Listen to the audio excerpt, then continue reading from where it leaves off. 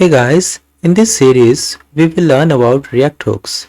So React hooks was firstly introduced in React 16.8 and it allows like states management and other feature like lifecycle hooks to functional components. Before that we were using class-based component to manage states and we are using component did mount, component did update, these life cycles in class-based components. But after introducing of hooks, it's easy to use like use state hooks, use effect hook uh, to manage all the states and also managing the like life cycle of React. So let's understand more about these hooks. So in this video we will cover about useState hook. So I already have installed React on my system. If you want to install, you can use npx create react app command, and also you have to obviously installed node.js on your system. So after you install and start the React app, you can see this screen on your system. Here we have some default files that we get when once we install the React. So we don't need all of these files. So I'm going to remove some file and only actually retain these two files on our system. The core file are index.js and the app.js. So first of all, let's remove all the files to make the code and project cleaner. So here is some dependencies that are showing error. So let's remove that things also. Let's also comment out the strict mode for now. Still we have app.js, some of the dependencies.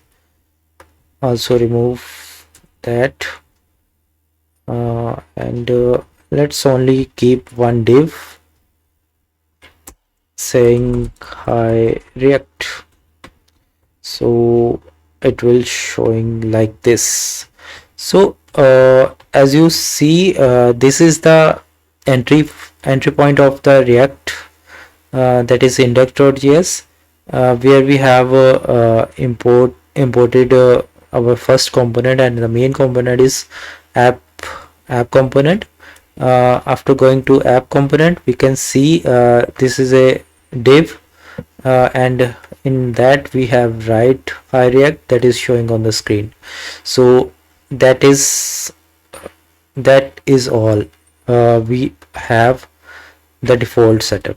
So let's create a component for useState hook to understand it. I have created a folder component, and in it I also created a hooks folder. So let's create a file useState hook.js. So write a code, simple function, use state hook, and just return like say div use state hook, and let's export it default use state hook. One thing you need to consider that you should capitalize the name of the component, and that is required for React. So let's import it. Import use state hook, and also remove a div and instead of the div we now use our useState hook like this. Okay, so we have some errors. Let's refresh once. So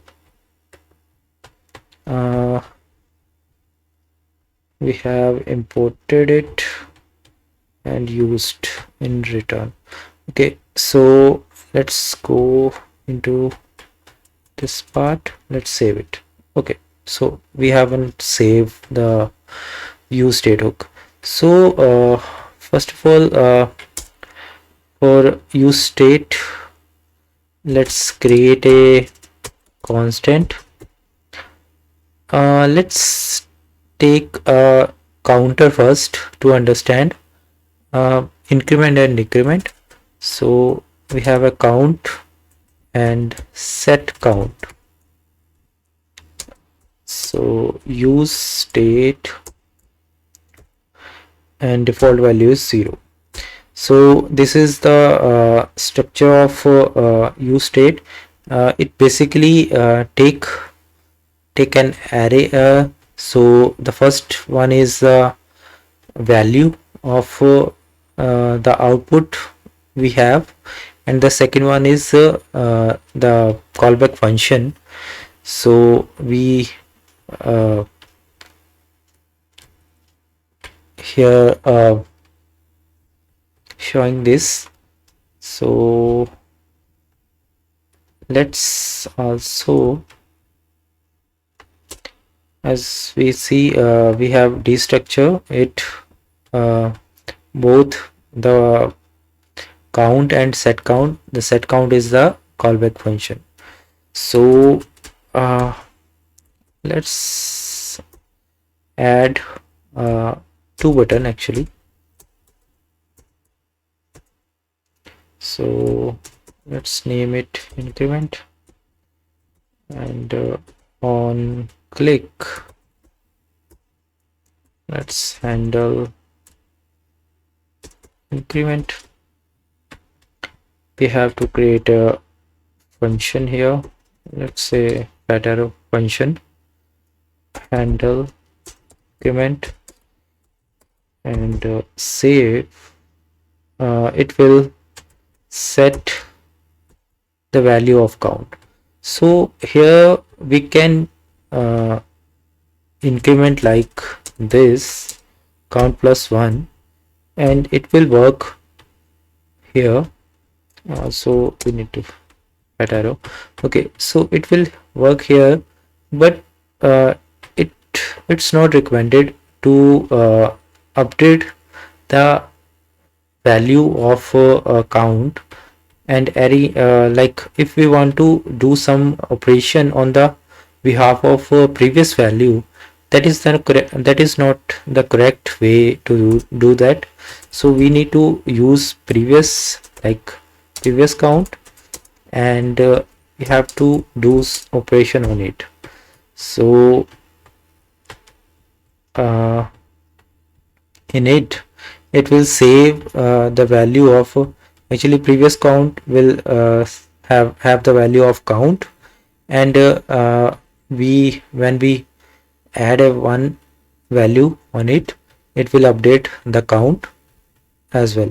So let's also here add a div, and here showing the count, so we can see the count is incrementing or not. So let's, and now you can see that the count is incrementing. So also create a one more button, that is decrement. So we can use another function for decrement, and let's copy it, handle decrement, and instead of plus, let's -1. So as you can see, it's working fine. So that is the first example. we have uh, the use state. So here we have a numeric value, but we can also take it as a array or like say object.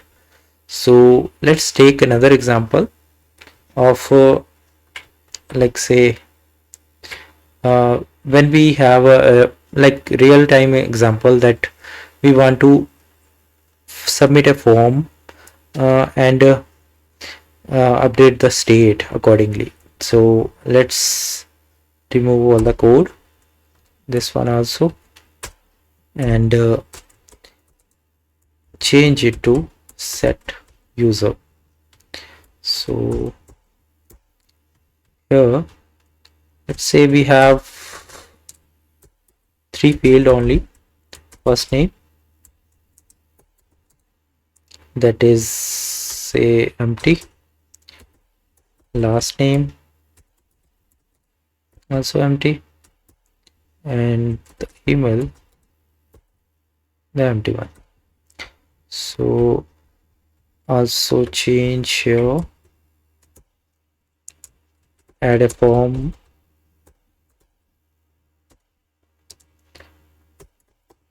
Okay, so here we have a label, let's say first name, and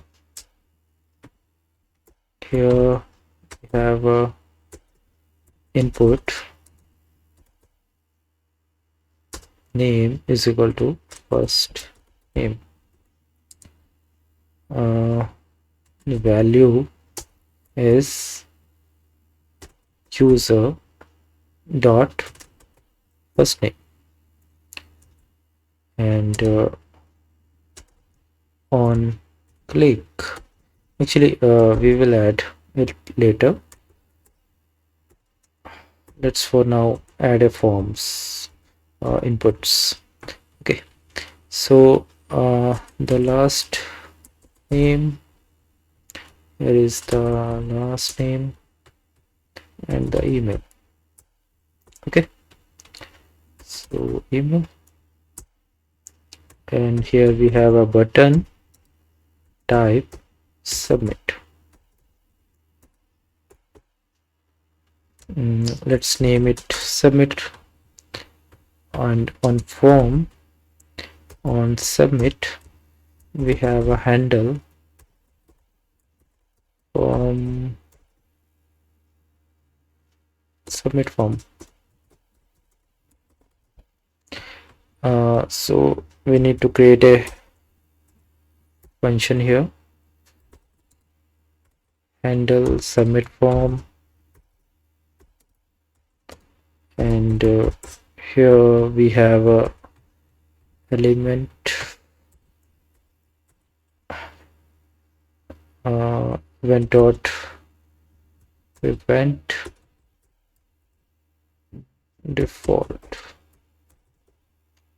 Okay, so let's console first all the values.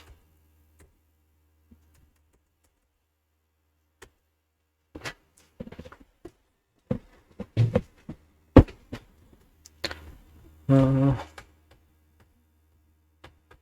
Vendor target. Okay, so we have a form. Let's also copy labels. First name, last name, and email. Okay, so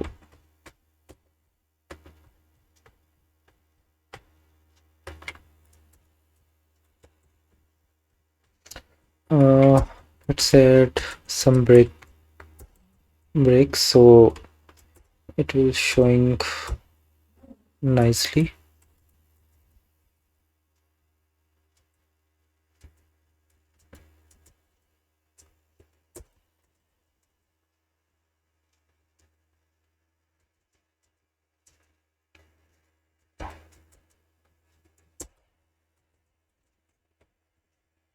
So it will say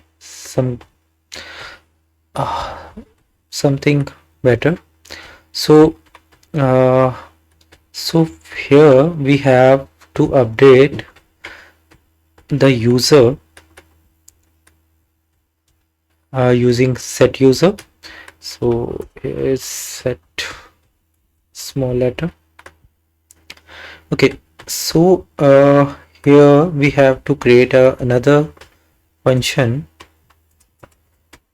that is change form,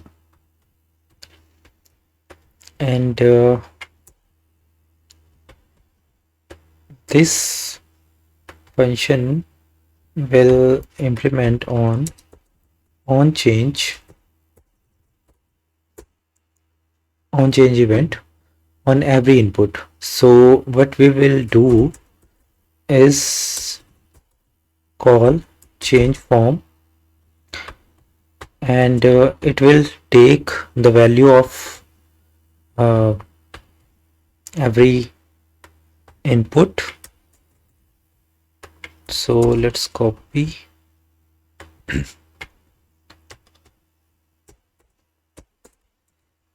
Okay, so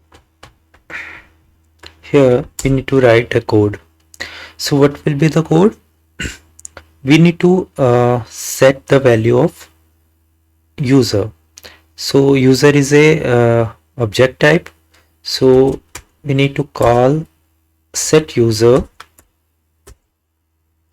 and it will be a object, and we have to use the spread operator to get all the value of user. So, and here we need to call variables from here, and here we have event dot target. So we will define here the name and the value. So here we will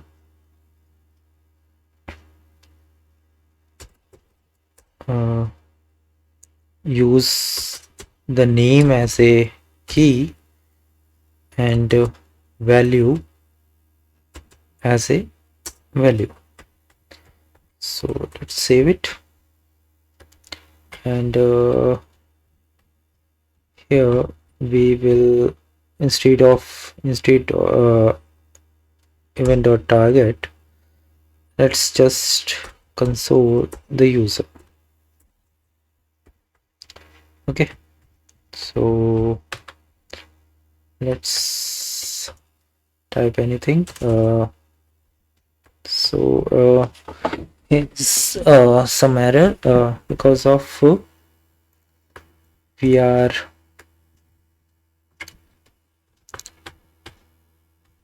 okay.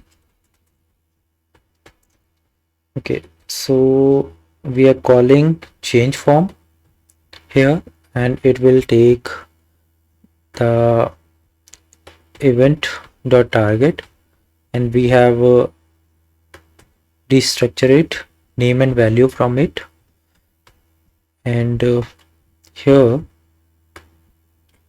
we have to use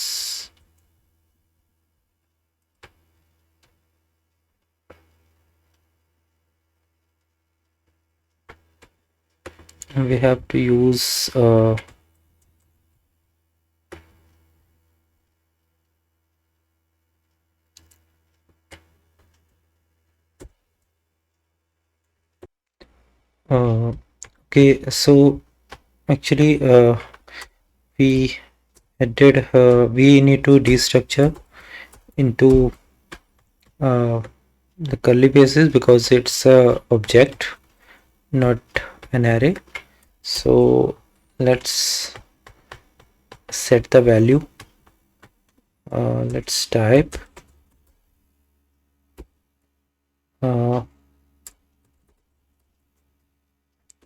and